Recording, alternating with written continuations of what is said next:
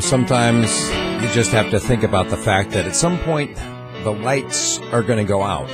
And it might be just for a moment. It might be because of a storm. It might be a matter of, a terror attack. The point is, you need to be prepared for the possibility of electricity going out and not coming back on for a matter of days, not just hours. As a kid growing up in Arizona, we would have the occasional power outage. I don't remember anything more than a couple of hours, to be quite honest with you. We'd have the occasional thunderstorm or whatnot. And it was never during a time where I really felt like my life was possibly in danger from having the power out. Obviously, in Arizona, air conditioning is much more of a concern than heat. But you're not necessarily going to die if the air conditioning goes on. There are other things you can do. Open windows, what have you. Put a towel over your head. In Alaska, it's a big deal if you lose power.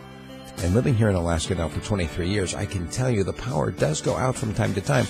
There's a story this week on how there's some warnings going out to power companies across the globe in light of the latest malware attack that happened in Ukraine, I think all the way back in December, in which the hackers intentionally shut off the power. So, if hackers intentionally shut off the power and the lights went out in the city all across Ukraine, think about what it might be like if that happened in the United States during the winter. What if it happened here in Alaska during the winter?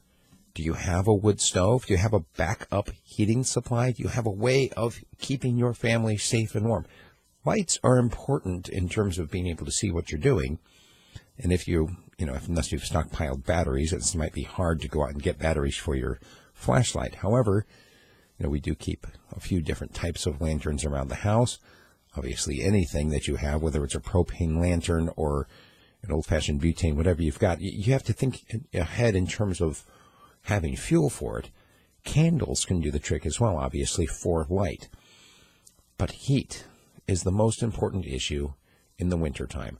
And I've talked about this before with a number of other people who actually are even more into prepping than I am. The idea of having a mental plan for what you would do in the case of a major storm that knocked out power.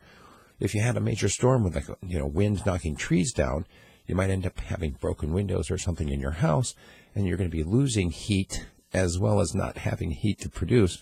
And we've talked about the idea of being able to set up a tent near your wood stove in a part of your house that you can seal off from the rest so that you can have at least a survivable area for a day or two while you're assessing the rest of the damage.